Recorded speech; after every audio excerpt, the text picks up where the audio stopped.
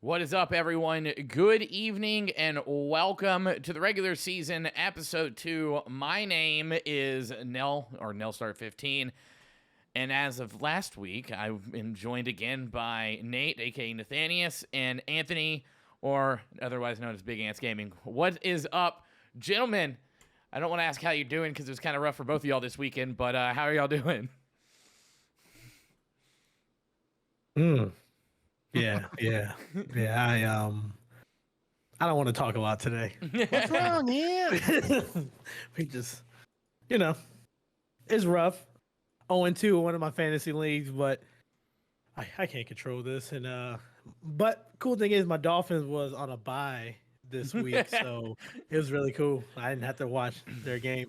Nice. Yeah, man. It's good to Yeah. hear. So what'd you do with your weekend with all that spare time that you had then?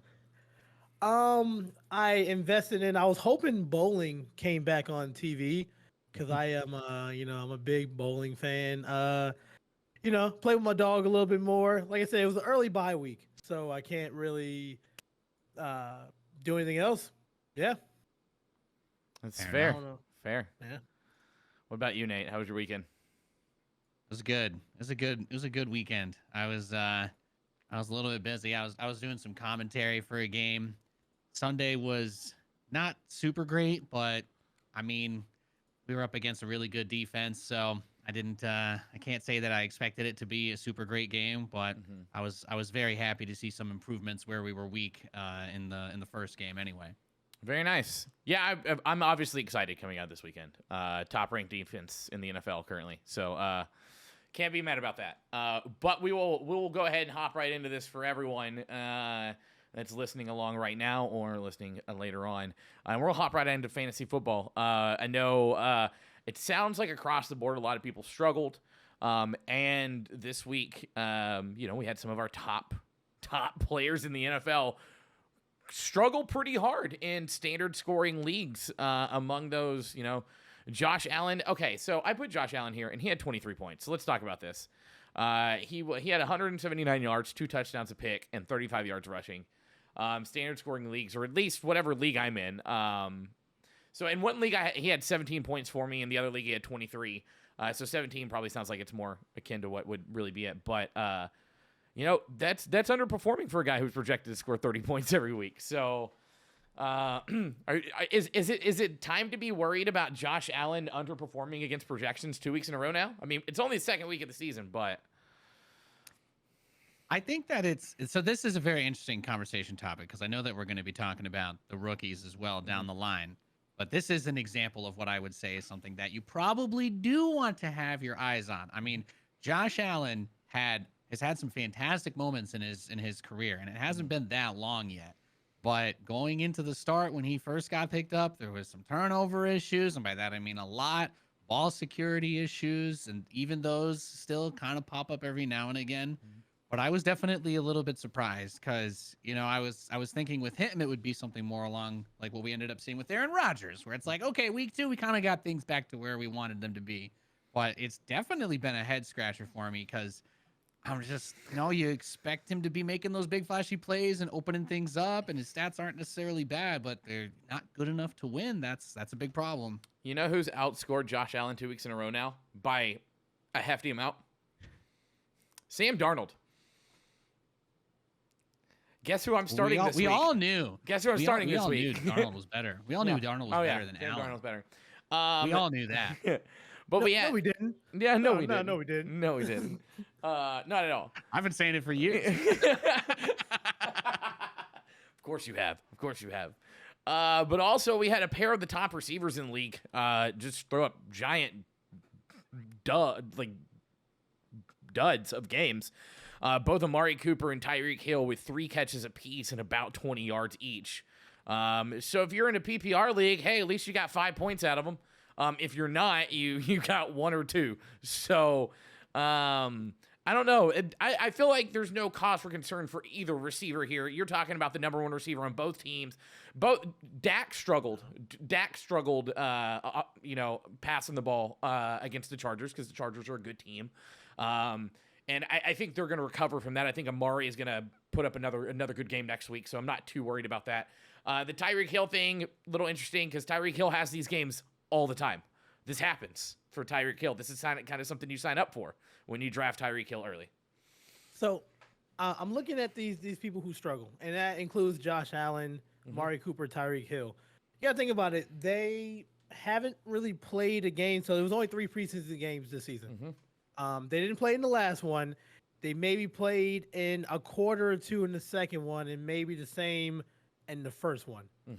This is early for me. I'm not worried, especially I'm not worried about Amari Cooper out of all of them because it looks like that's looking like Dak, one of Dak's favorite targets.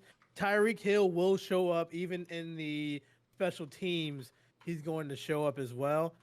My only concern is probably going to be Josh Allen because he had a bye week Sunday, and then he came off on the first week of the season was kind of scary. I was concerned about that. So we'll see. Maybe the pressure is getting to him, knowing that his team is expected to win that division. Expected, so and that's the key word. Expected now, right? Yeah, correct. So I mean, obviously these are big flashy names that just underperformed, and now Josh Allen haven't underperformed 2 weeks in a row. Something to talk about. Then on the running back front, we have a couple names that were expected to do great things this season. Again, this is only week 2. Both of them still aren't doing terribly. But you have Jonathan Taylor with 15 carries for 55 yards, and then James Robinson with 11 carries for 47 yards. I will say on both of those, they each had at least one catch, but it was nothing worth mentioning. Unless you're in a PPR league, then James Robinson's 3 catches kind of give you a little boost. Jonathan Taylor, kind of highly touted coming into the league last year, and kind of leading that. With Carson Wentz down, is there cause to be? Is there any concern to be had there on the receiving front? Carson Wentz down. We're gonna get into this, but guy hurt both his ankles. Yeah, he don't need to play football right now. Wentz is like. There's nothing about him as far as his gameplay or like watching him. My family, a bunch of Eagles fans the last few years. I've always wanted to root for him. Clearly plays with a lot of heart, but I watched live when he puts his body on the line, and it's cost him before.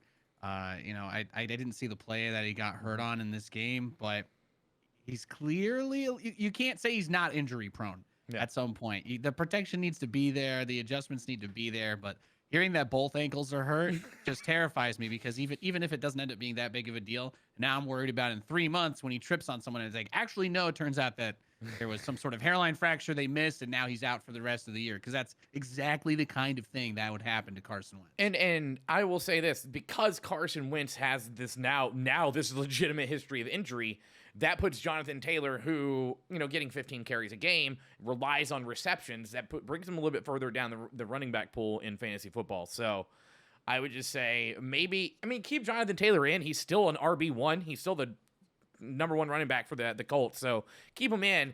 James Robinson, though, I don't know, that might be someone to keep an eye on and to make sure you're not like relying everything on that guy. So those are just some of the bigger names that kind of underperformed. But because, Anthony here likes to talk a big game, really big game. Really big game when it comes to not only fantasy, but the predictions he makes. But Anthony, let's talk about your fantasy failings this week. What happened? What went wrong? What bad decision did you make? Who'd you leave on your bench? Nate, don't worry, we're getting to you. So here's the thing. So before Monday's game, I honestly had a 20-point lead. I didn't really need to watch the Monday game because I thought I was golden. I literally checked before we started the show. I just checked because let me check the waiver wires, and it says I'm 1-1. And I almost DM'd the commissioner to see what was going on because I had it in the bag. I didn't realize that Lamar Jackson was going to do what he did in that game. So apparently I just didn't pay attention. What killed me? My tight end. So I don't have the best tight ends. I switched to the tight end for the Eagles. Dallas Goedert? Goddard. Yeah. I got him too. He did great. He did a whole 2.4 points for me. So he did fantastic. But I ran into Derrick Henry and Lamar Jackson. Ooh, that's a big oof. Anybody I can't control. I put up 141 points. I did everything I could. Mhm. I have one of the highest scores of this week. I'm sorry. I did not mean to get emotional. I have the second highest score this week. The first person is the person that beat me. Mhm. That's ridiculous. You know what? What's his name? Golden Mannings. I will see you in the playoffs. I promise you. Promise you. I love it. That's fair. That's fair. Hey, I mean, I did the opposite of you. Dallas Goedert, he gave me 4 points in my league, but I had Cooper Kupp and DJ Moore and T. Higgins and Dalvin Cook to save me. So I'm 2-0 in both my leagues. Well, I mean, we can talk about I'm in the Rare Drop Sports Fantasy Football League, and let's just say, had I not played the opponent that I did, I would have lost against every other person in the league. So, by at least 14 points. If you want to hear something comforting, I would have lost against anybody in my league with my score. Let me paint a beautiful picture for you. Yeah, let's hear about it. It's week one. Nate's bright-eyed. I'm believing that all of the great, magical, wonderful things from my real life team will come to fruition. And I'm thinking to myself, how could I possibly lose with Lamar Jackson, Tyreek Hill, Derrick Henry in my league? I'm just gonna blow everybody out of the water. And then Lamar has an okay game, kind of fumbles the ball a couple times, cost me some points, not super bad. Hill, not really electric. It's just one of those kind of back and forth. He's not the main target. Derrick Henry has probably one of the worst fantasy games that he's had. It's very, very low. Nothing really exciting. So I'm like, okay, here's how I'm going to mix it up. I'm going to go into week 2. I'll put Josh Jacobs in for Derrick Henry. This is it. This is where he pops off, right? Naturally, everything that could possibly go wrong goes wrong.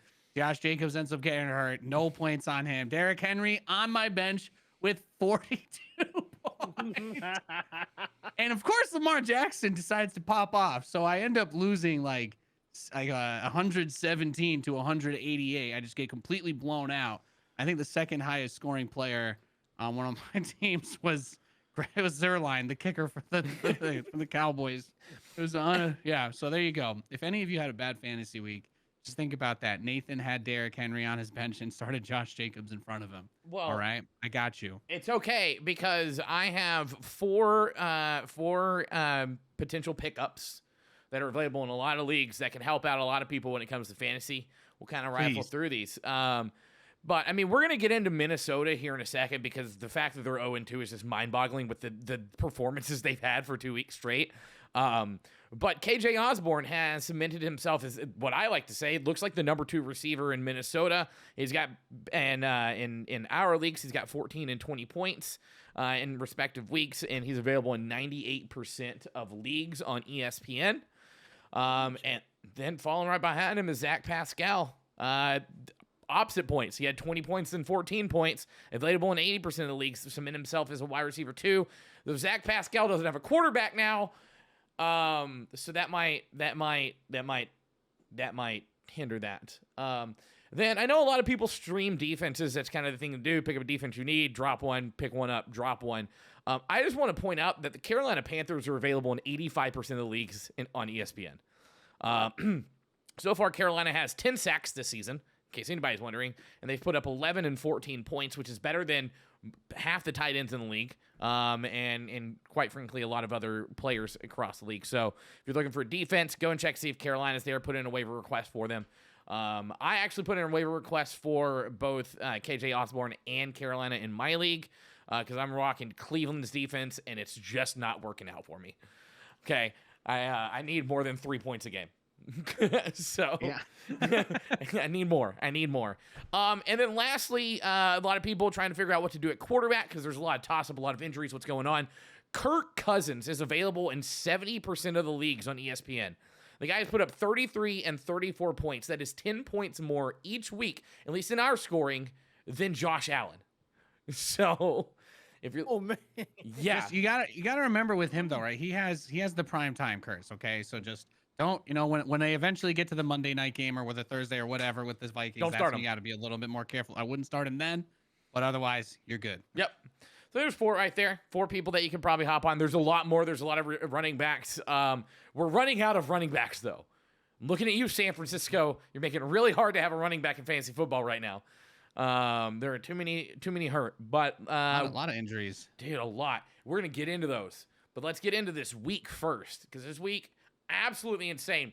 I want to take it back, the very first episode of the regular season.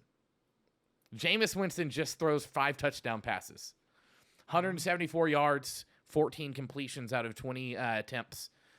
And I'm over here saying, I don't believe in Jameis. It looked too conservative. Like Sean Payton was scared.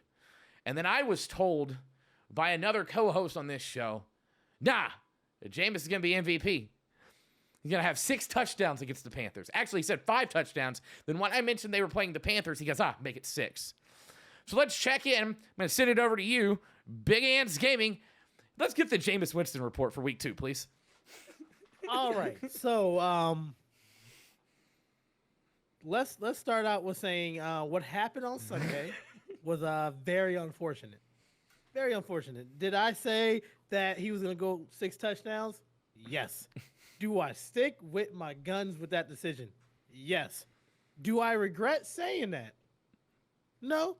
Everybody has a bad game. This is week number 2. You don't pick your MVP in week number 2. Matter of fact, at the end of the show, I got another bold prediction. And I'm going to put it and I'm going to stamp it. This is a long-term bold prediction. Jameis had a bad game.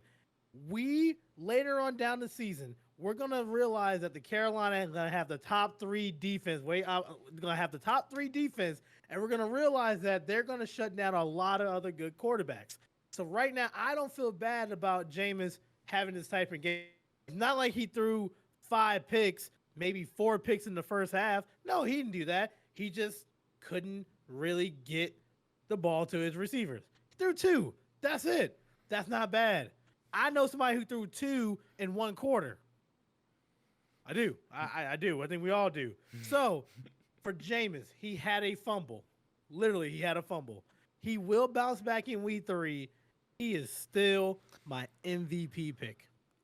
Okay, that's still a bold statement. Okay, so let's break it down. Jameis Winston, obviously, last week, 14 of 20, 174 yards, 5 touchdowns, no picks. I don't think he was even sacked once, was he, last week? This week, he goes 11 for 22, 111 yards, 0 touchdowns, 2 picks, and he was sacked 4 times for 31 yards. His overall quarterback rating was 26.9. So this kid's banking Panthers defense is legit. It is really good.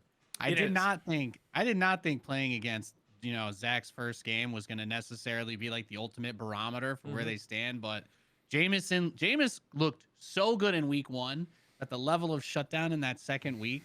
That's a very exciting time for that team because it's like all the pieces are finally coming together. And I know I'm just stroking your ego, but you know what? The Panthers have been a team I've been wanting to see get back into relevancy for a little while. And now that we don't have to play you again, every game that Darnold wins, I imagine, is just another pang in Adam Gase's heart somewhere. So I just lay it all on. Very exciting game to watch. I was very impressed that they kept up that level of play because I thought the Saints looked real good week 1. But they got trounced. Trounced. So here's the thing. I think we're overlooking some of the stats. We just said that he threw 2 picks. He did rush for a touchdown.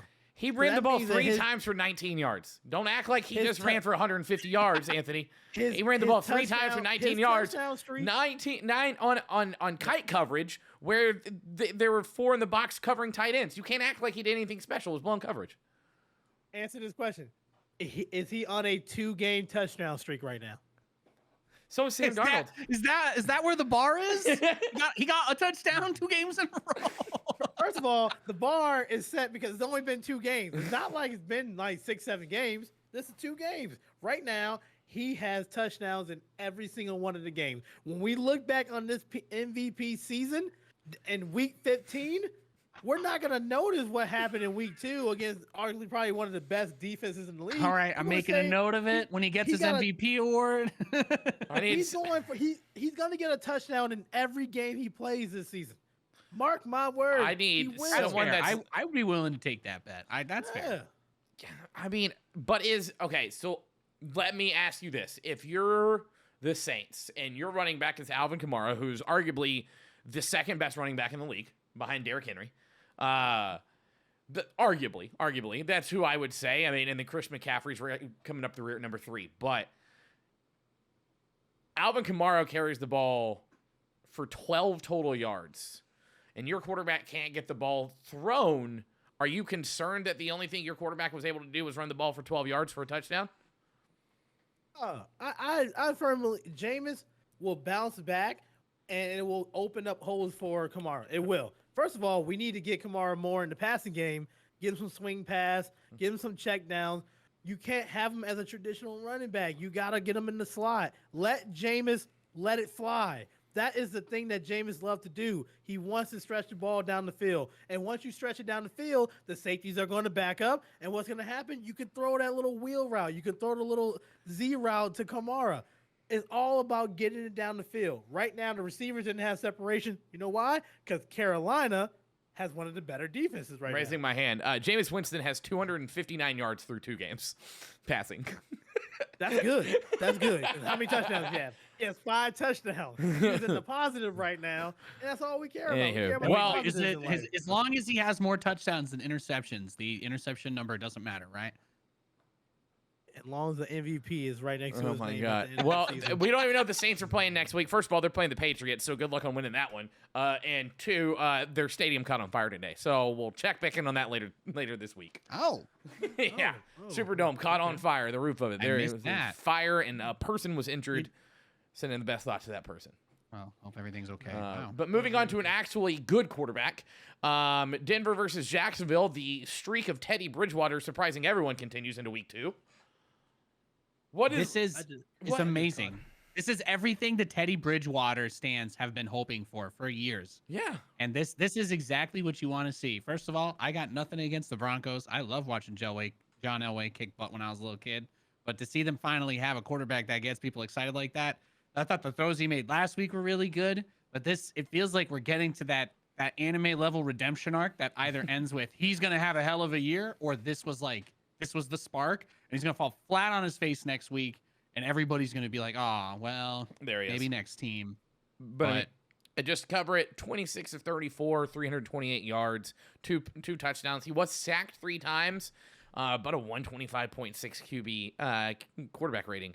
I mean, on the other side of the ball, you had Trevor Lawrence, who, okay, I get it. You're a rookie. Your coach is a trash can of a human being, apparently. And can't get anyone in Jacksonville to like him. But throwing sub 50%, completing sub 50% for 118 yards with 1 touchdown and 2 picks. We can get into this deeper, or we can get into it right now. Trevor Lawrence with 5 picks over 2 games. I get it. You're a rookie. You're starting with a rookie head coach.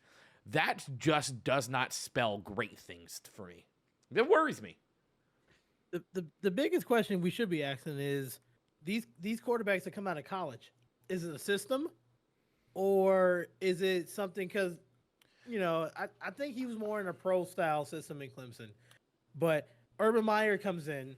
We know the system that Urban Meyer runs. Mm-hmm. We saw it in Florida, saw it in Ohio State. It's a run and gun type of offense. Mm-hmm. So is that something that's meant for Trevor Lawrence? Is it I thought Urban Meyer was going to USC. I'm surprised he's still here. Like, I thought he was gone. He's peacing out. I think it's interesting that you bring up the system, because there was one quarterback that everyone thought would never perform well in the NFL because he ran a different system in college football, and that's Patrick Mahomes. Like, oh, the spread offense will never translate to the NFL, but yet we get all these hyped quarterbacks in Trevor Lawrence and Zach Wilson, and we can get into all this later, but I think what we're seeing from Trevor Lawrence is just a kid that, maybe he rights the ship, and I want him to, and I think he will, but I don't think that he's going to right the ship with Urban Meyer as the head coach of the Jacksonville Jaguars. Wow. No, I agree. I think there's a huge ego thing. It seems like with Urban Meyer, and the whole I'm going to Jacksonville because they got the #1 pick, because we're gonna get Trevor Lawrence, and I'm gonna prove to everybody how I was always the best coach by doing it in the NFL and not just the collegiate level, and I'm gonna have the greatest quarterback. And it's you get served a little bit of reality check soup, and that's what they're dealing with. because I think, when you talk about the difference of, like, especially with the rookie quarterbacks, and I guess we're going to talk about more of it later, but a really good example to bring in, which quarterbacks went to teams that were not completely rebuilding the entire thing, right? You look at Mac Jones. He's at, you can't really say too much about the start that he's had. It's been Yeah. very good. Coach knows what to do, gets him acclimated to the system. But Urban Meyer's coming in trying to change everything. I'm more than confident in saying that he probably does not think he's doing a whole lot wrong. And that's probably why they're not doing so well. Yep. I agree. Yeah. So we'll see. We'll see. I think Trevor Lawrence has what it takes to cut it in the NFL. He's shown flashes, but flashes are only going to get you so far. See Sam Darnold in the Jets, right? Like, his flashes showed them so much they drafted someone else. So, with that being said, moving on down the line, Arizona versus Minnesota. Holy moly, what is going on in Phoenix right now? Kyler Murray is a god. I love Kyler Murray. I love that dude. I like them. Like, if I didn't go with Jameis, I would have went with Kyler for this MVP thing. Like, he is determined. Like, Sunday, he wasn't celebrating his touchdowns and his win. He was frustrated with the interception he threw and the penalties. Mm-hmm. He's focusing on the little stuff instead of celebrating what he was doing. He's having a crazy year so far. And he's focused. That defense is scary. Chandler Jones, I'm going to keep talking about it. That man is a problem. And we forgot J.J. Watt is on the other side of the ball. They have offense. They have a defense. That's a scary team. I like that dude. Mm-hmm. I like him. James MVP. No, I agree. I think for once, and I don't want to jinx it because I'm a fan, but I think Cliff got it right this year. Cliff's doing good things for a coach that was hired to the NFL after being a disaster of a head coach in NCAA. You can't blame him. He coached at Texas Tech. I think he got it. He's got his boy in Kyler Murray. I think Kyler Murray is my early MVP favorite right now. Granted, he did throw 2 picks, and Kirk Cousins on the opposite side of the ball was far more efficient. So let's talk about that. Arizona's doing great. They're 2-0. They're 1-0 at home. They got a solid offense with DeAndre Hopkins, Christian Kirk, Rondale Moore, and A.J. Green all there. Not to mention that James Conner and Chase Edmonds are sitting there running the ball. And then everything that's happening on defense that Anthony's talking about. But then on the opposite side of the ball, we have Minnesota, who is now 0-2. They have gone to the wire with both of their games. I mean, both. One went to overtime. This one literally came down to the end of the game. They're playing better than half the NFL, but what's happening? Why are they 0-2? Can't close it out?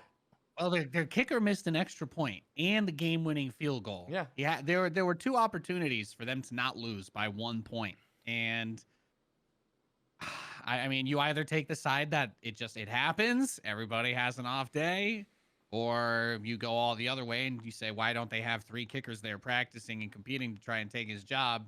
Because, well, that's painful. You do almost all the things right, and just that one little thing that you're supposed to count on, your point after, is what you lose by. That has to suck. There's no good way to spin that. Yeah. It sucks that it comes down to one player, right? Like, I mean, okay, as a Panthers fan, we're on our 3rd kicker in 3 weeks, so like I get it. Like we can't make extra points, and it sucks. And that, but I've always said that you as a team should not put yourself in a position where that penalty or that kick at the end decides the game. So, I mean, maybe their defense should have played better, right? Like, I say that. They sacked Kyler Murray 3 times, but is that a product of the way that Kyler Murray plays the game? Minnesota has so much going right. So many good things. I mean, and first of all those sacks came from Danielle Hunter, someone that no one's talking about on the defensive side of the ball. Guy is up there for Defensive Player of the Year like everyone else. I think Minnesota has the complete package. They just need a swift kick to the butt to get them to finish those games. So it's they're 0-2 right now. Yeah. I still look at that division, and I still believe that they can compete.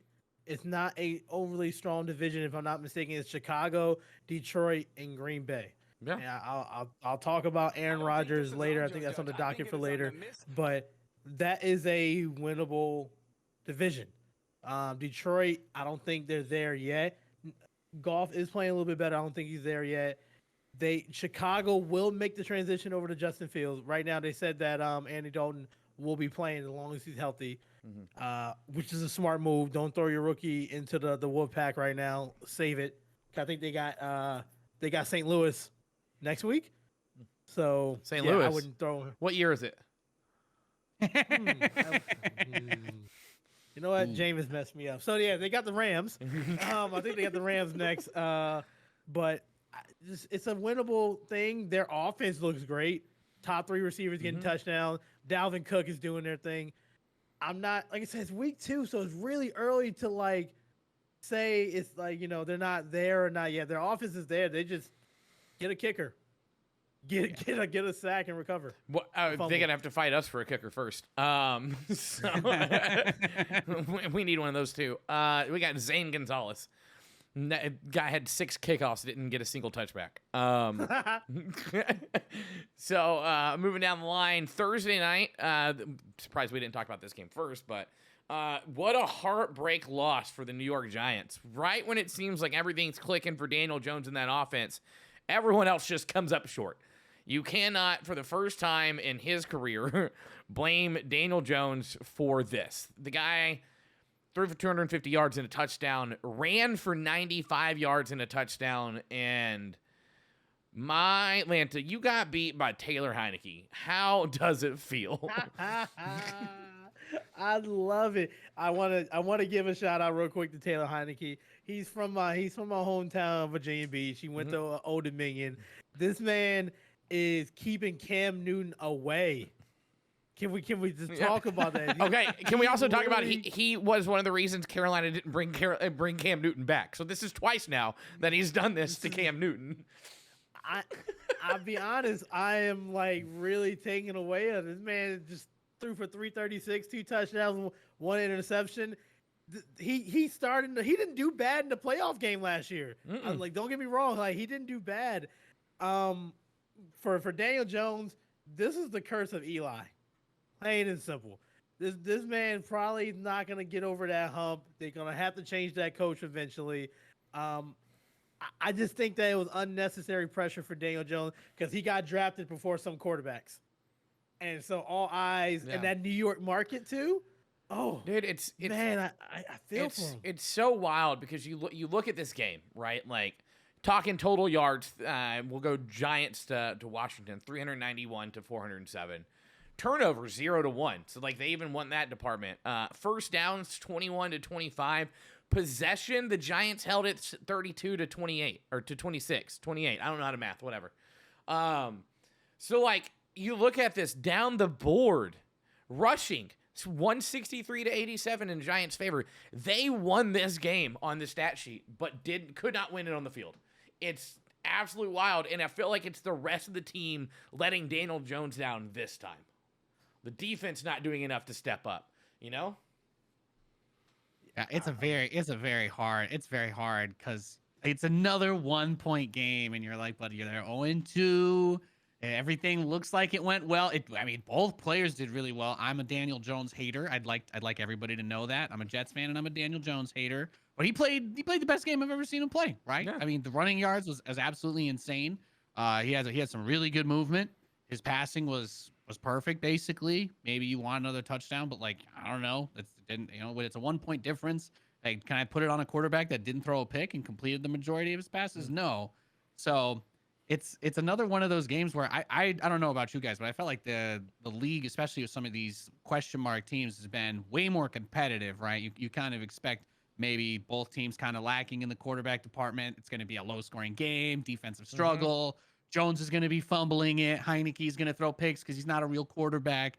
But instead, we're talking about, they're 0-2 because they lost 29-30. And that is very painful because I have absolutely no idea what to say about that. They did everything right. You said it. They beat them, especially crushed them in the rushing game. But it not being enough, is there somebody whose shoulders it squarely falls on?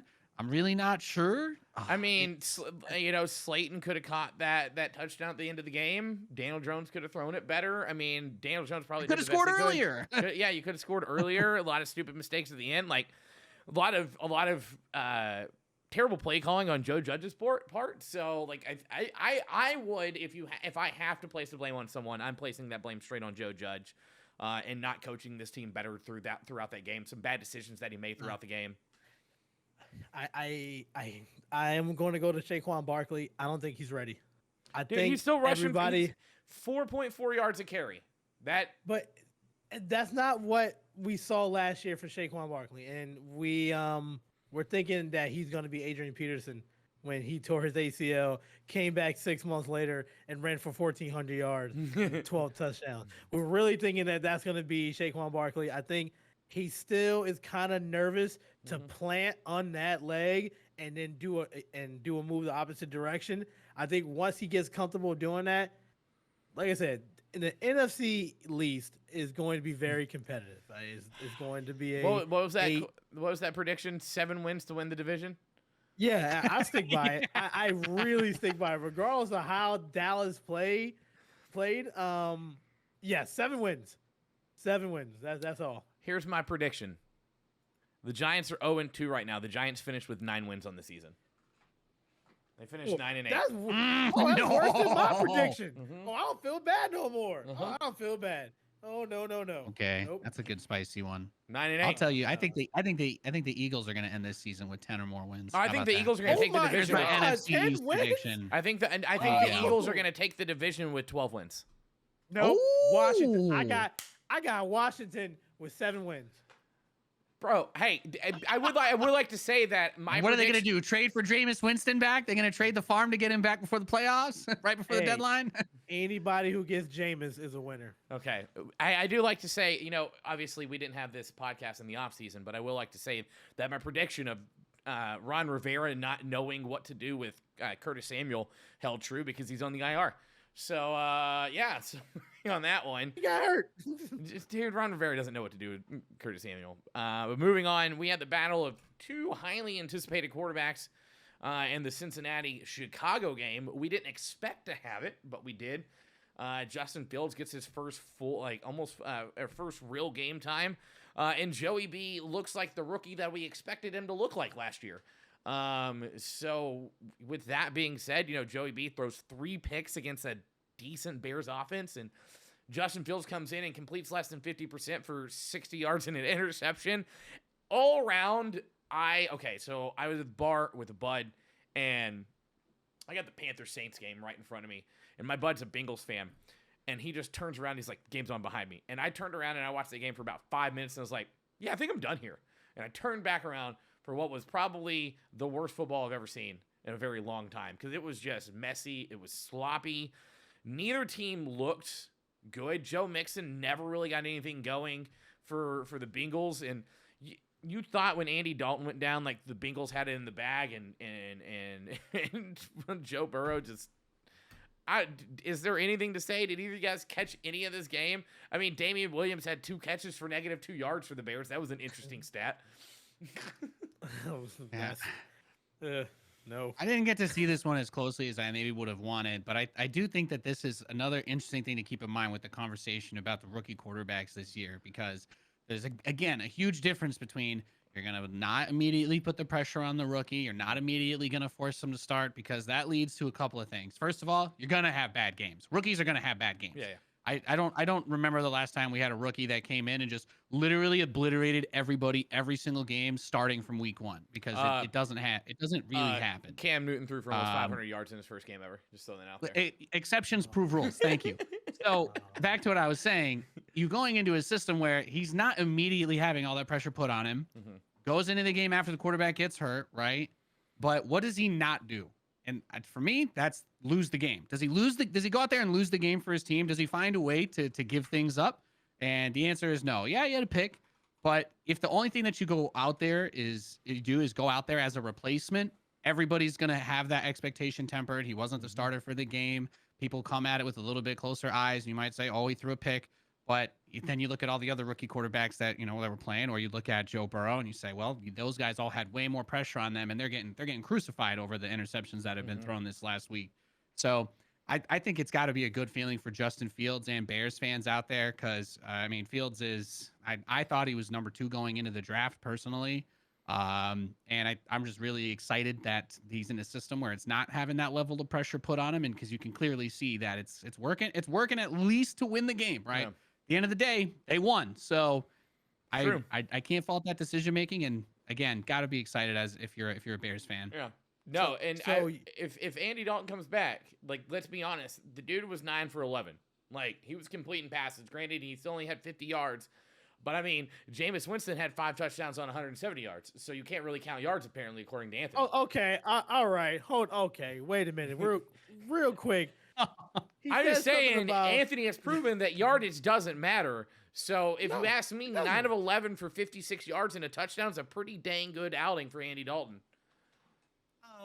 It was enough. Anyway, like he was saying, look, it's the second game. You don't hit a home run out the gate. So I'm gonna go back to Jameis. That's what I mean. It's only the second game. He is going to be fine. He is going to lead their team to a first round loss in the playoffs. He's gonna be MVP. Jameis is going to be fine.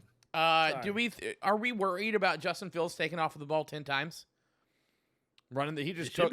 Should we be should be worried more. that the ball? So that means, in theory, they had 23 total plays designed where the ball was to stay in his hand at some point, for the latter half of the second half. I mean, are we worried that he's trying to run the ball that early, that much this early? Look, you jumped up in the draft to get him. Nope, use him. Yeah, I actually can't disagree too much Okay. there. I think as long as, like, with any of the quarterbacks that are running a lot, and I'll always go back to Kyler Murray on this because I think that he's just an absolute god when it comes to the slide game and avoiding hits. Lamar Jackson is obviously up on that list. It's that threat is only good if you actually use it. You're only going to keep them honest with Fields in the quarterback position if you actually do that every now and again. Because that's supposed to be what opens up the passing game a little bit more. Yep. That's what's supposed to make them put a spy on there and take somebody out of the regular coverage. And yeah, he didn't light him up with the passing game, but if that was, if it was enough for them to move down the field and maintain ball control and win the game in that manner, then I can't blame them at all. Just, if you're the coach, just make sure every single time that you tell him out, you send him out there, or every game when you're going over the film, you got to look over those hits and make sure he's not putting himself at risk, because if you're able to get to that position and slide, you should always do that. Yeah, fair. It's fair. It'll be interesting to see, because this is something we can talk about with the next game. Lamar Jackson runs the ball, I think, a little bit more for a lot of people to be comfortable with. Eventually, that's going to get him hurt. He fumbles the ball a lot. So it'll be interesting to see how Justin Fields does in a similar situation. But speaking of Lamar Jackson, holy guacamole! What a game against Kansas City. Yeah. That was a fun Oh, game to watch. That was a that- fun game. Yeah. Yeah, so I don't know if y'all saw the last play. I mean, the 2-point conversion. Mm-hmm. I'm pretty sure the coach was going to get fired because if you saw, he yelled for Lamar. You want to go He for said, it? Lamar, you want to go for it? Do it. So at that point, I looked at his face, the coach's face.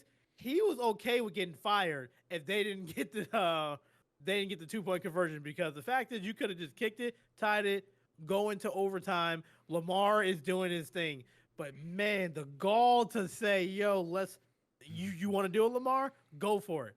Because if you didn't go for it, that press conference would have been awkward. So like, Would've been kudos awkward. to them. Kudos to them, and that It was the awesome. right That was a call. fun game. No, 100%. That's the it was right call. That's 100% the right call, by the way. And even if it doesn't, when stuff like that doesn't work out, you're always going to be upset if you end up losing the game because of it. But can you really blame the guy when you have that quarterback, when they've been able to run the ball the way that they Yeah. were already that game? And And you got if you can't trust the best player on your team to pick up a yard to win the game, and you're not a competitive football team. Yeah. Period. yeah, I mean, had they been like, "Hey, Lamar, you're going to throw this ball," I would have been like, "Hey, y'all are kind of dumb." After after that game, right? Like, he didn't look. It's not the like they best. were on the 1 yard line and threw it instead of Yeah. giving it to Marshawn Lynch. I mean, right? Lamar Jackson last night proved that Oh. if you ran the Wildcat every play of the game, you could win. There you go. So, I mean, that's what's wild is like Lamar Jackson is a above average quarterback that runs the ball like a running back. It's ridiculous. Now, am I worried?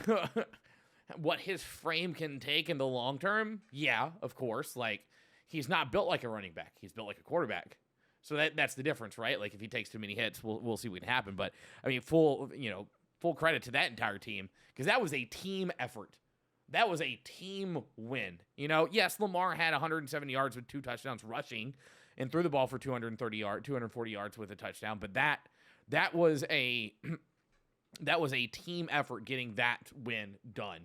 And I mean, team from everyone who touched the ball, everyone on defense, even the coaching staff, some of the plays they called, that was like you said, it was a fun game to watch. That was a shootout, and I had a blast watching it. And what's great is we haven't even mentioned the Kansas City Chiefs.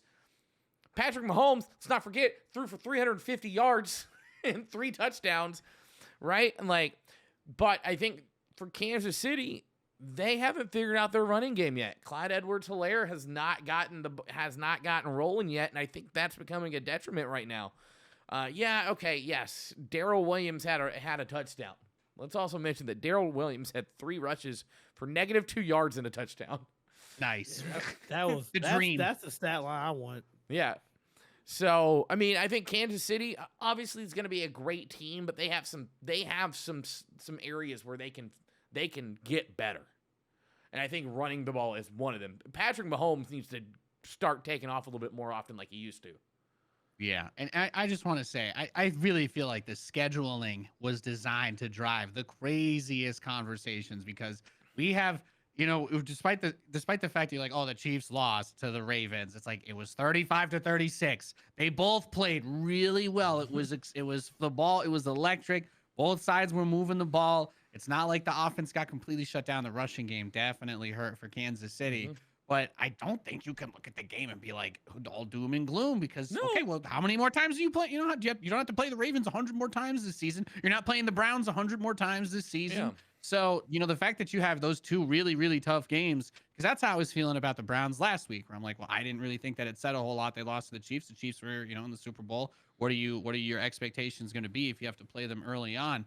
It drives some very interesting stories, I would say. Mm-hmm. But if both of those teams keep up like that, I mean, this is just going to be another big primetime wild card or first round, second round, whatever playoff matchup. No, yeah, I mean, you nailed it though there with the Browns comment. It's like, let's not forget what the Chiefs just did to come back and beat the Browns. So we're not worried about the Chiefs. I don't want anyone listening to think that we're worried about the Chiefs. Do I think Mr. Bold Take. You can I think once Clyde Edwards-Helaire kind of gets back into his groove and they find his place back in the passing game, because he wasn't even targeted the other night. So that's a problem, right? We'll see. We'll see. Tyreek again, finding it a little hard to get his place, but Tyreek only had four targets. So Travis Kelce's still a beast. I just have a question. How are y'all not concerned with Kansas City right now? Why would I be? They were down a decent amount in Cleveland, and they couldn't stop Baltimore. Cleveland's a fantastic team, and Baltimore's a great fantastic team. You're talking about 2 really good teams. Kansas City could have lost to the Browns and the Baltimore Ravens, and I would still be like, yes, I look forward to them, all 3 of those teams playing each other in the playoffs this season. And one of them probably going to the Super Bowl. Here's an important stat right now that I'm looking at in the game between Kansas City and Baltimore. Baltimore ran the ball, had 41 carries, 251 yards.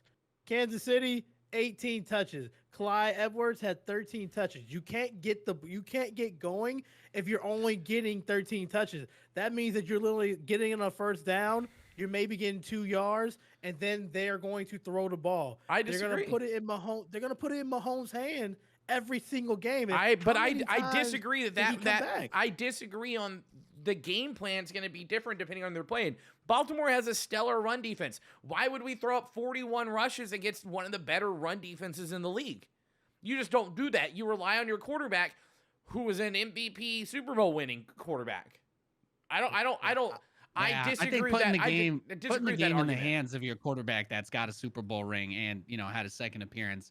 I can't fault them for that against a team with an offense that constantly scores like Baltimore. Yeah, and if they're constantly scoring and you're running the ball with an above average running game, like, you're just setting yourself up to fail to begin with. But you're setting yourself up for Mahomes to throw more because they are not getting last. He only the threw the game ball against 31 Cleveland. times. Let's He just has point to, that out. but if you're the Chiefs, you're not winning games if Mahomes isn't throwing the ball. That's all. That's the That's team's the whole identity. reason they've won But what, everything. They've got- what was the point I mean- of getting running backs in a high draft? Like you draft 2 running backs back-to-back years because you need to rest his arm. You can't have him throw for like 300-400 attempts in the game. This is not Brady. You can't be doing that for the season. Like his arm is going to get tired. There's a thing like that pitchers do. That's why pitchers only throw once every 5 games because they need to rest their arms. You're having Mahomes come back from these games. This defense is not the way it was a year ago or when they won 2 years ago. They need to step it up. They need to find a fat running back that's going to just fall over for 3 to 4 yards so it's a manageable 2nd and 6. You want or them to third- bring Mike Tolbert out of retirement, don't you? I need the bowling ball. I need somebody there. Like Clyde Edwards is not the move. Okay. 14 carries in week 1, 13 carries in week 2. I don't see anybody on that roster. I mean, Mahomes is second in carry touches, and he's running too. I see a concern with them relying on Mahomes every single game to win them because their defense can't do anything and their running game is struggling right now. That's just me. Okay.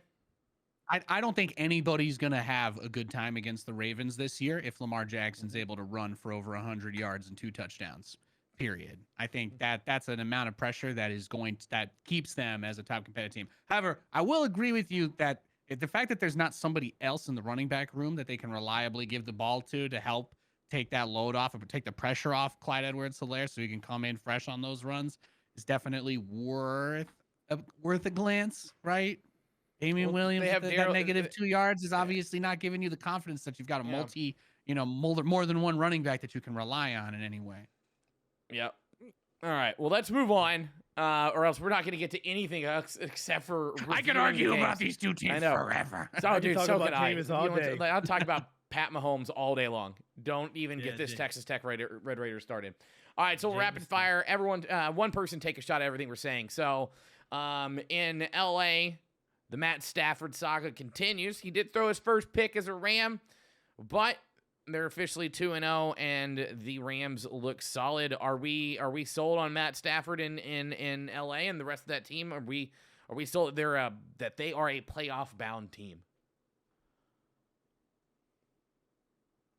Absolutely. This is the quarterback that McVay wanted. He is a offensive minded person. Stafford throws the ball down the field. Yes, absolutely. Cooper Kupp, is he going to be the number 1 receiver on that team all year long? Yeah. He had 9 catches for 163 yards, in case you're wondering. Yeah, he did pretty well. The, He had a good game. Wes Welker type of feel. Yeah. Cool. So on to the next one. Let's see. The Dolphins lose 35-0. And Tua gets hurt. Josh Allen obviously not having the best game of his career. What is our level of concern for the 1-1 Dolphins? Well, Tua being hurt, I mean, that's all we can do is hope he's okay, right? Yeah. I haven't been able to check too much on how bad it looks, but that's the last thing you want, right? I think we can all agree that's the last thing you want to have happen. And if he's really hurt and it's a real big problem, then you just got to start thinking about the future. I don't know. Because Jacoby Brissett throwing the ball 40 times is not the answer. So I watched that game. Obviously. And Tua did go in for X-rays today, and it's a bruised rib. The problem is they're concerned that there's a lot of muscle tears and issues in there. He's in a lot of pain. They said that it could be a 3 to 6 week injury. If it's on the worst end, is 8 to 12. That is a concern because we put our money into Tua. We didn't go towards Deshaun Watson. Right now there's not a lot of later on there's not a lot of quarterbacks we can get to. So I'm concerned. All right, moving on. Zach Wilson unfortunately got his second taste of the NFL in 2 weeks after getting smashed with 6 sacks in week 1 against Carolina. He gets hit for 4 sacks and throws 4 picks week 2 against New England. How are we feeling about Zach Wilson so far? Well, he clearly was playing a little bit too much hero ball after week 1. Like, made some really aggressive throws. I think a lot of people were, if you watched the game, at least one of those picks, one of them just went right through Corey Davis's hands. He had a very weak game, actually, because 2 of the picks, at least, the first 2 picks were both passes that were trying to go to him. And I think Wilson was trying to force it there because he's the main guy.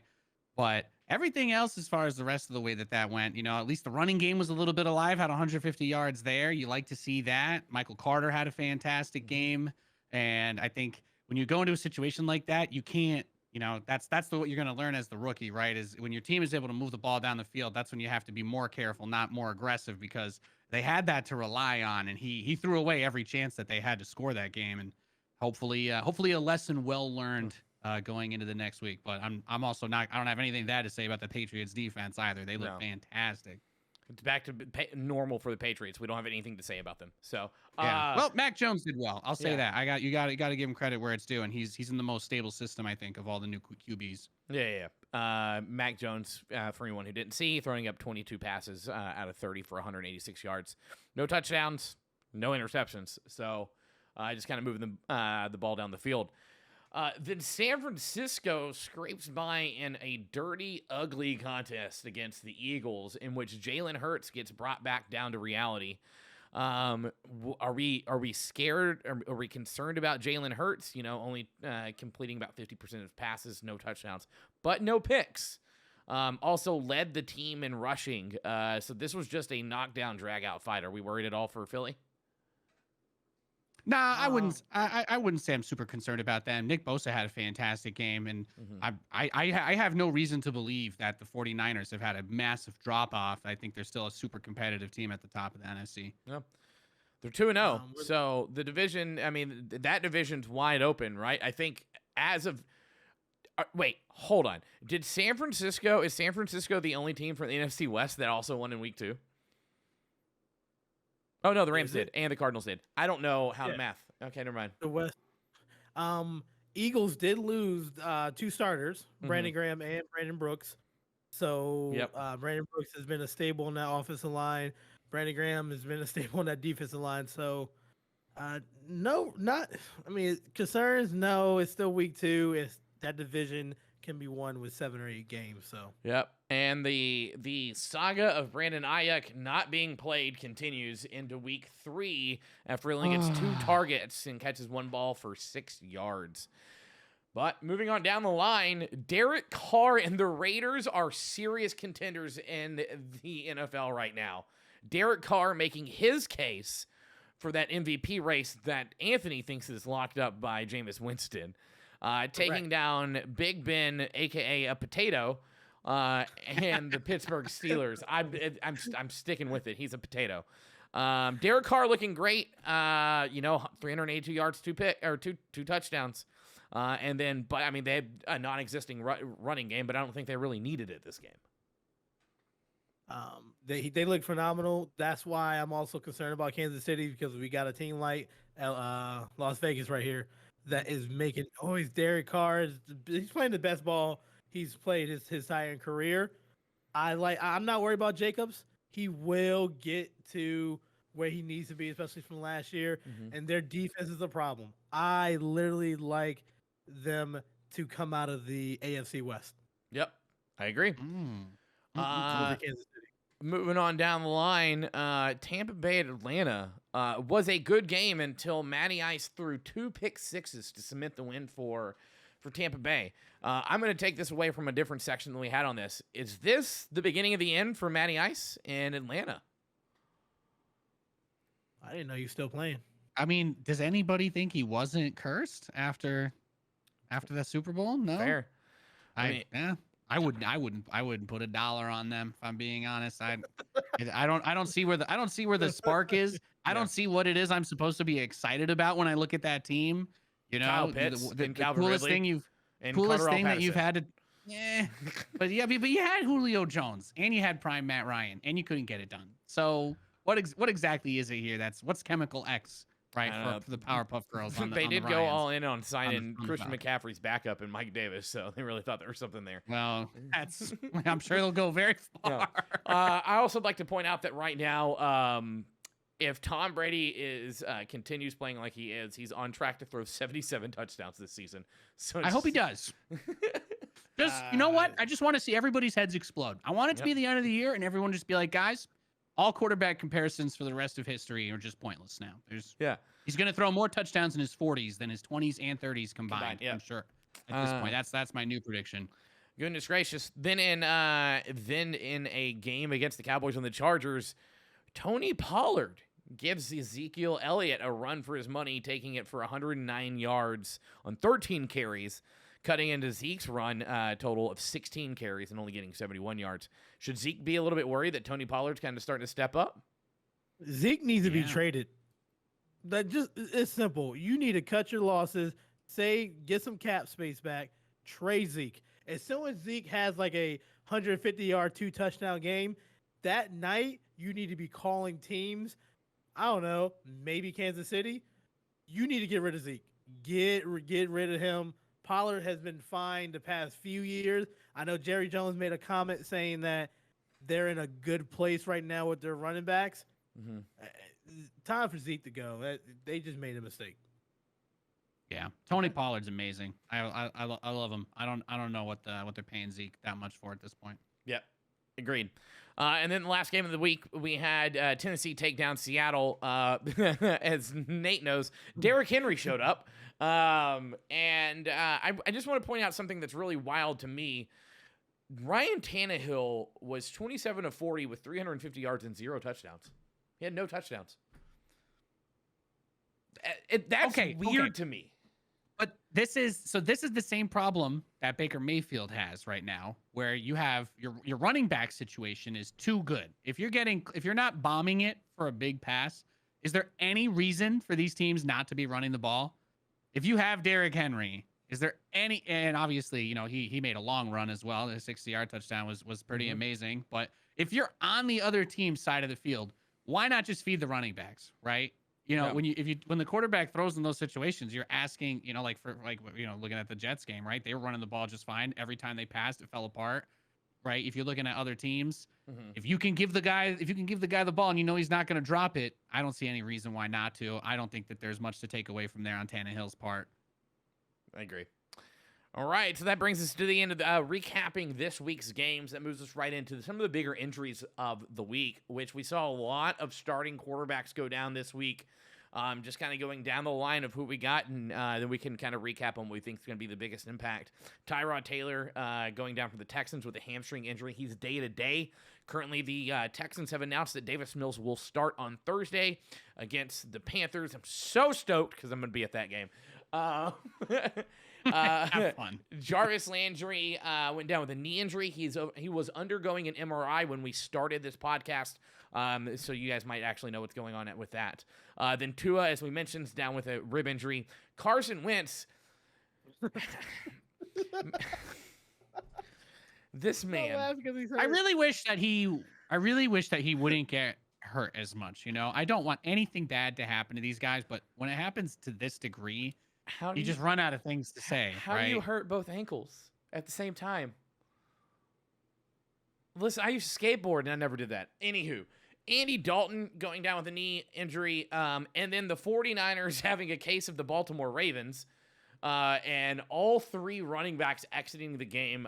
Trey Sermon with a concussion that is serious, and I hope he's okay and he gets what he needs to take care of that concussion. But Elijah Mitchell with a shoulder injury, and then JaMychal Hasty, which I had never heard of JaMychal Hasty, and I think that's like one of the best running back names I've ever heard. Man, That's a good name. That is a good name. He's out with an ankle injury, so it must not be that great of a name. Anywho, I mean, the quarterbacks, obviously, let's talk about it. Tyrod's out. Davis Mills is starting. The Texans were kind of already crap. So I say crap. I thought they were. They're 1-1, and they hung with the Browns, but Davis Mills going against Carolina's defense, I don't think is going to really spell for a win for Houston. No. I foresee many sacks. I foresee many people betting the over on sacks and doing very well with the Panthers defense this week. Go ahead.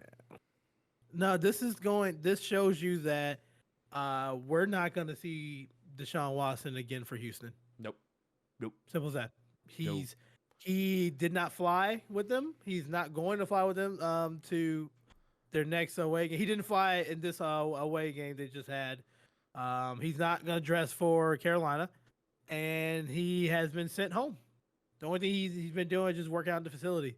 So we are looking at a Tyrod and Mills era. So that's it for Deshaun in Houston. Yeah. And I just want to point out, I just got news because he was next on our line. Jarvis Landry is officially on the IR, but he's on with intent to return, so out for only for a minimum of 3 games. So he can come back in 3 games.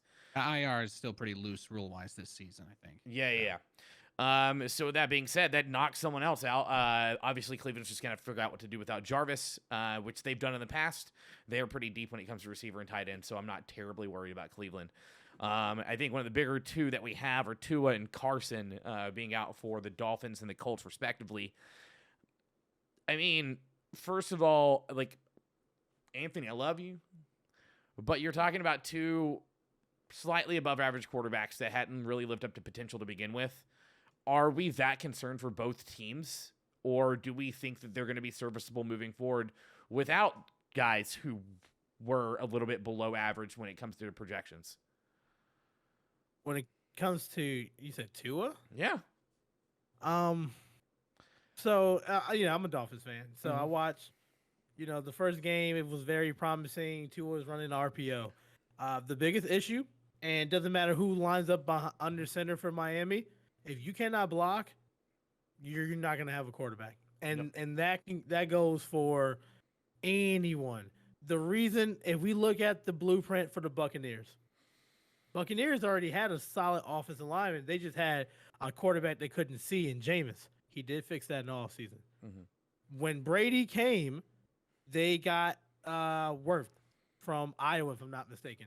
He literally he gave up 1 sack his rookie season, and he made all Pro Bowl.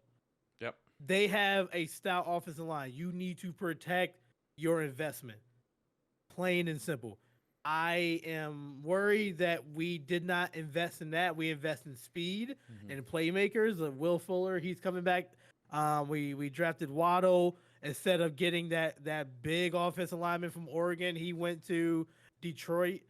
We just don't have the offense. We don't have the offensive lineman right now, and it showed when Tua got hit. The right tackle missed the block completely. Yep. So. Yes, I can talk to you about offensive line woes all day. Yeah, same. He just had our surgery. starting. He's out for another 8 Yeah, weeks. our starting left guard just went on the IR, so really excited about that. Moving down to Carson Wentz, I think with a team that Frank Reich put together in Indy, he kind of knew the history of Carson Wentz and his injury woes. I think Sam Ellinger and whoever their other backup are set to sit there and compete, and I think they're going to do fine. I don't think they're gonna light it up. I want to see him as an Austinite, as someone from Austin, Texas. I want to see Sam Ellinger go out there and light it up, and I want to see him do well. So here's hoping, but I don't think the Colts are going to do much worse than they would have. Then it comes down to Andy Dalton, right? Like, I think the Bears are going to be fine with Justin Fields if Andy Dalton's out for a long period of time. Do I think that they would have been better with Andy? Absolutely. But, I mean, we're here now, and I think they can still succeed and put up a non-losing season with Justin Fields. Yeah. They can put up a 500. Well, you can't do 500 anymore. Never mind. Well, when you can do designed runs with your quarterback that don't put him at a crazy amount of risk, I think that opens up a huge amount of options, because you're not seeing other teams make those kinds of runs or those plays to the same degree. And even Lance did not get on the field this week, right? Most teams are being pretty conservative with those guys. I think Fields is getting some really good experience, and I think him actually getting to watch Dalton play and work with him is very valuable compared to the situation everybody else basically has. Yeah, I agree. Also, just got news as we're talking about this. Tyrod Taylor is on the IR as well. So the Houston Texans are going to be with Davis Mills for at least. They didn't say they didn't specify his intent to return, so it may be Davis Mills for the rest of the season, depending on the outcome of Deshaun Watson and his legal woes. Other than that, we got the 49ers running backs. There's not much to say there besides the fact that they're screwed because the Ravens have scooped up every free agent running back that's possible. So we'll just have to sit back and wait. Moving on down the line, this season has not been kind in the first two games to a lot of rookies. We're gonna kind of fly through these because we're running out of time. But we'll give Nate the floor to talk about Zach Wilson and Elijah Moore real quick.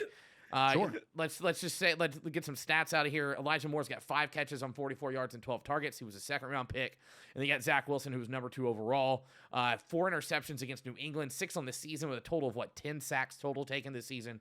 What are we thinking? Are they living up to the hype? Is it a product of everything else going on around them? What do we got? I think they're still finding their foot with him. In the first game, there was very little pressure. Everything was going wrong. Nobody was willing to put the blame on him. It was those 2 picks, and then he had that second half comeback. In this second game, it felt like he was still playing that first game. He was really trying to force these throws that didn't need to be there. The running backs were moving the ball. Their defense had almost a stonewall the first half, but it almost felt like, okay, yeah, so it's going to be the first passing play of the game. We've just run the ball for a first down. Oh, I'm just going to throw the pick, right? And I think that's because Corey Davis had a really good first week. He needs to kind of get rid of the safety blanket. I think the Jets have a kind of a problem at the wide receiver spot because, they don't even have Denzel Mims activated for that game. As far as Elijah Moore goes, I think that's a product of the same problem as Corey Davis with those targets. But he had that ball in his hands, that deep throw against the Carolina, and it went right through, right? If he makes that catch, they don't have to end up punting the ball. Who knows what happens from that point, but it's yeah. I think if you're a fan of the team, you're just kind of hoping that Zach Wilson is the guy that improves and everybody else plays the way they're supposed to. You don't want him playing hero ball, and you certainly don't want him throwing 4 picks. Yep, I agree. I agree with all that, actually. So here's hoping that it's not a repeat situation of unfortunately people who are now in Carolina and Robbie Anderson and Sam Darnold. So here's hoping it's not Gase. It can never be as bad as Gase. I firmly believe that. Even if we go 0-17, it'll still feel better because our coach won't say in the interview, I don't know, the players got to play harder. Our coach will at least take some level of responsibility for the things that happen in the game. Speaking of dumb coaches making dumb decision, in the first round of this draft, the Giants drafted Kadarius Toney. So far, Kadarius Toney has seen the field for 19% of the Giants' offensive snaps. He has 2 catches for -2 yards. I'll take this one. Having seen him, I don't think Joe Judge knows what to do with a talent like Toney. They expected Toney to come in and be an automatic number 1, number 2 receiver, and they're just not playing him, and I don't know why. I was always concerned whenever the Giants hired Joe Judge because he's a special teams guy. What's he going to do when it comes to offense and defense? You can only handle, if you're only handling special teams, how much else do you know? And that's kind of a crappy thing to say about someone, like how much do you know about who you got hired to be a head coach. But Joe Judge doesn't know what the hell he's doing, because you take a talent like Kadarius Toney and he's sitting on the bench for 81% of your offensive snaps, you're doing something wrong. There's just nothing else about it. Joe Judge needs to pull his head out of that dark area that it's currently in and throw Toney on the field more often, and then Daniel Jones wouldn't have to run the ball for 95 yards. He got some wheels. He got wheels. Daniel Jones just looks like he's like, what works for quarterbacks? Mahomes runs. Lamar Jackson runs. Okay, I could run. I can run. Yeah, I guess. He whatever. Can run. But he wouldn't have to with Toney. He wouldn't have to if they would play him and they put him in a position. But whatever. It's like the same situation in Washington with Brandon Ayuk, if I'm not mistaken. He's in the doghouse right now. Yeah, fair. But then we got Najee Harris. He's got 3.2 yards a carry in Pittsburgh. They got an 18-yard is his longest run so far. I put as a bullet point right underneath this, it says Nell blames Big Ben being a potato. And I'm going to stick with it. But then Paul, I Love Mondays from Rare Drop also said is the offensive line in Pittsburgh the problem here? Yes. Oh my goodness. Like I know like Miami has the issue with offensive line, but when you got a statue like Big Ben back there and Villanueva, Remember when he went could run? to he never did. He just did You a mean lot of pump fakes. back And, before I could grow this goatee? This man's a statue. You can't he can't get those first downs anymore. And I don't know. There's a shortage of offensive linemen to pick up as well. Hopefully this I know that draft feel. has like offensive linemen. But man, you gotta protect Big Ben. He cannot make those plays. He can't get out the pocket. I don't blame Najee Harris. That stiff arm was beautiful. That was It's Alabama running grown- backs and then them stiff arms. Man. Him and Derrick Henry are just dirty. Yeah. But His line is an issue. Mhm. yeah. So moving down the list, we already talked about Trevor Lawrence in detail, so we're not going to go into it. I think Trevor Lawrence is incredibly talented. It's up to the organization. I think Shad Khan and Tony Khan know what they want from that organization, and I think that sooner rather than later we're going to figure out if Urban Meyer is a part of that decision. But then we have Alex Leatherwood. If you guys don't remember, one of the first offensive linemen, was an offensive lineman by the Raiders in the first round, known for perennially picking third-round talent in the first round. So Alex Leatherwood has 4 penalties, 3 sacks, and 117 snaps. He's doing good. He's doing great. And the question just says, did the Raiders reach again on this one? Because there were other higher-rated offensive linemen in the draft still, and they took him.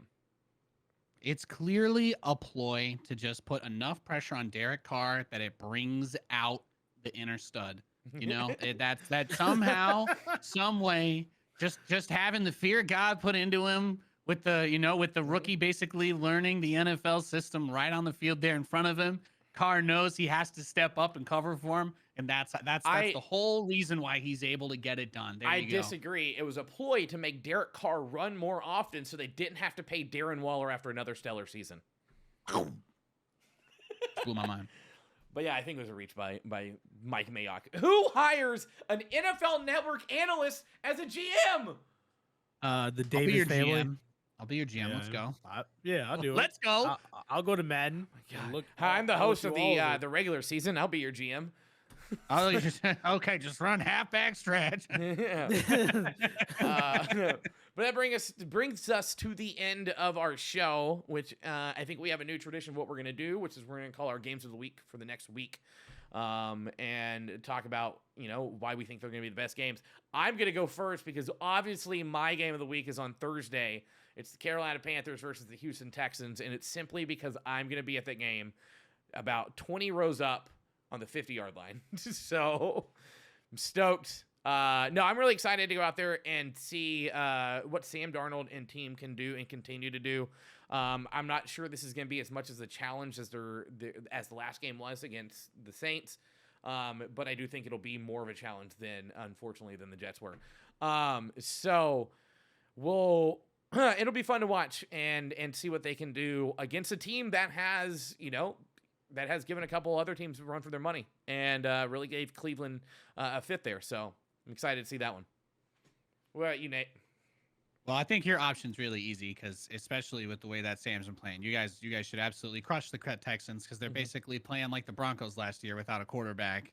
For me, I am I'm actually really excited to watch the Eagles versus the Cowboys. I think that's going to be a really awesome game. I'm pretty high on Jalen Hurts. I think that the last week things were a little bit tough. Some things, some teams are just really good. I think that the 49ers are one of those teams. And I think they're going to continue to do well. But the Cowboys looked better than I expected. This NFC least conversation that we've had has me fired up and ready for Hurts to throw a bunch of touchdowns and just carve the field up with Raygor and Devonta Smith. This is going to be the first test for this new quarterback on a new team. And I'm looking at Tampa Bay and on the Rams. I think that is going to be very interesting. You know how the Rams defense is. It's going to be top 5 defense. Brady he's not real. He's not real. We talked about it last week. He's an android. I've never in my life hated somebody so much that I like him now. and that's because Brady has done that to me in this It's NFL because he league. left our So, division. It's because he left our division. We're safe now. We can show True. respect for the talent. He's clearly the greatest quarterback of all time. He ruined my childhood and my adulthood so far. But I'm not too egotistical to say that Tom Brady is just he's an amazing human Well, being. no, I can't understand how he's whoa. so good. No, now I can talk crap on him because he's come to my division and he's making my adult life terrible. And I'm Yeah, not a fan of yeah. it. I'm not a fan of it. We don't feel bad. He beat us 2 times a year, so that's 4 wins between the Jets and the Dolphins. I watched him beat the Dolphins 55-3. Let me explain to you how. Wait, sad y'all it just lost 35-0 to wait. Who was the quarterback in the other team? We didn't play on Sunday. Did you see the MIA? You just lost 35-0. Wait, hold on. Let's take You a guys step missed back. the school bus? You guys lost 35-0 against a 50% Josh Allen. It was a backup quarterback. We had a backup quarterback in there. I told you we didn't That's play why last Josh Allen week. only used 1% of his power. Yeah, we didn't play last week, but this Brady Stafford, I think this is going to be a shootout. I think this is going to be a total of 85 or 90 points together. This is going to be fun to watch. Okay. So with that being said, let's hop into the lines of each of the games that we just picked. Kind of get a roundtable discussion on these real quick. Carolina at Houston. Carolina -8. That is the line right now. I want you to also note that this opened at Carolina -4.5, and we're already at Carolina -8. In case you're wondering what the betting trends are. Yeah. No, you can't. I think not taking the Panthers is a bit silly here. Regardless of anything that you want to say about Darnold throwing the deep ball, it's not even something I think you need to think about. You still have Christian McCaffrey on the team. Yeah. He's looked great. You've got all the pressure off of him to make all the plays, and that defensive line, if they keep feasting with the linebackers the way they've been the last 2 weeks, it's going to be a bloodbath. Yep. Yeah. And again, no quarterback. The Texans don't have an NFL starting caliber quarterback. They don't. They don't. Fair. That being said, now we have the Buccaneers at the Rams. So this is wild. It opened with the Buccaneers +1. Now it's the Bucs -1.5. And if you're asking me, I'm not touching that. And the over-under is at 55.5, and I'm taking the over. Yes, 100%. Yep.